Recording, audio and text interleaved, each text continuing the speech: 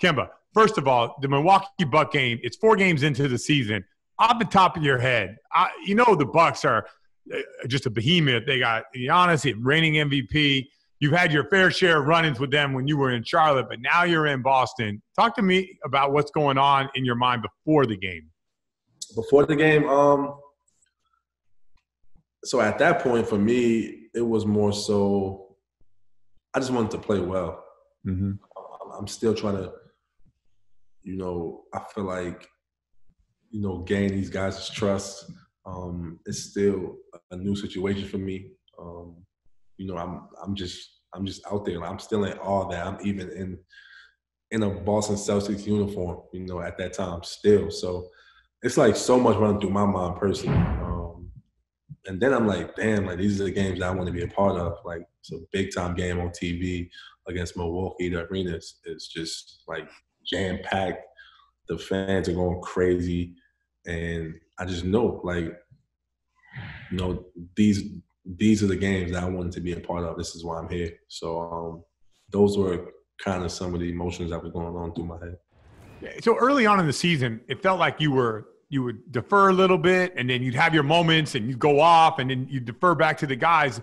Was that a tough balance at first after going to what you were in Charlotte, where you were pedal to the metal the whole game? Yeah, it's just different. I wouldn't say tough. It was just, it's just different. It's just nothing that I've been a part of over the course of my career.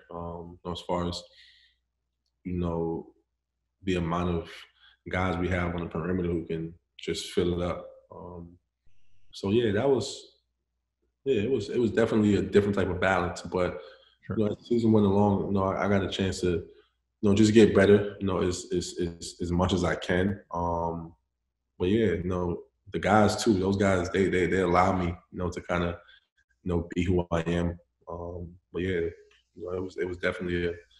So once again, you're playing Giannis Antetokounmpo. Previous experiences with him, it's just the absolute freak of nature.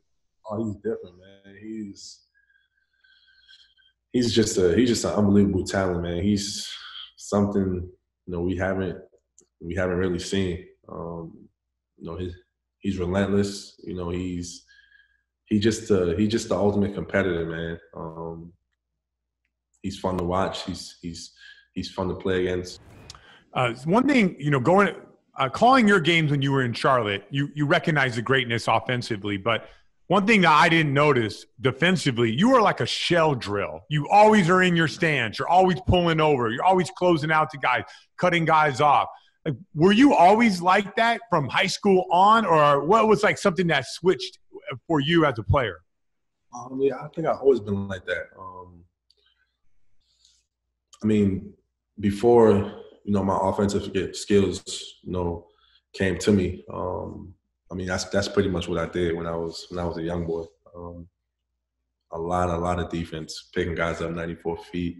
My high school coach was a great defensive teacher, who prepared me to go to college and play for Coach Calhoun, who did kind of the same defensive schemes. And another guy who prepared me to play defense as well. I played for 2 guys, high school and college, to where you couldn't be on the floor, if you didn't play defense. So yeah, that comes from 2 great coaches I got a chance to play for. Going into this game or going into the season, you must have known that size is going to be the issue with your team. Like you lost Baines. You weren't here, but Baines is gone. Horford's gone. Daniel Tice is your center. Is that something you guys tried to address early on in the season and saying, like, we got to figure out a way to get over the hump with us being smaller? Yeah. Obviously, we're just not as big as everyone. But, for the most part, coming into the season, our main focus was us using, our speed. That's the advantage we have over a lot of people. Our speed, our tenacity. We pride ourselves on just, helping each other. And, we have to scramble around. I think, we do a great job at that. So, like I said, yeah, we just, we knew that we can, just pretty much, get out on the open floor, as much as possible. If we got stops, we knew that we can just, getting a break against those guys.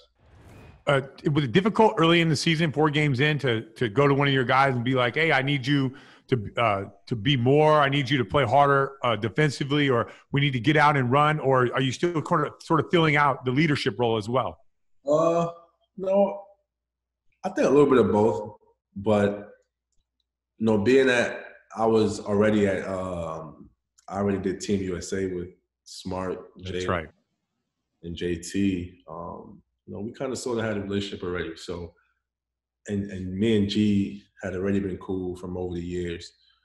So I already had a pretty good relationship with the main core guys, And when it comes down to it, when you're on the floor, and you want more out of somebody, time doesn't matter. Like nothing really matters. How long you've been there, stature, anything goes.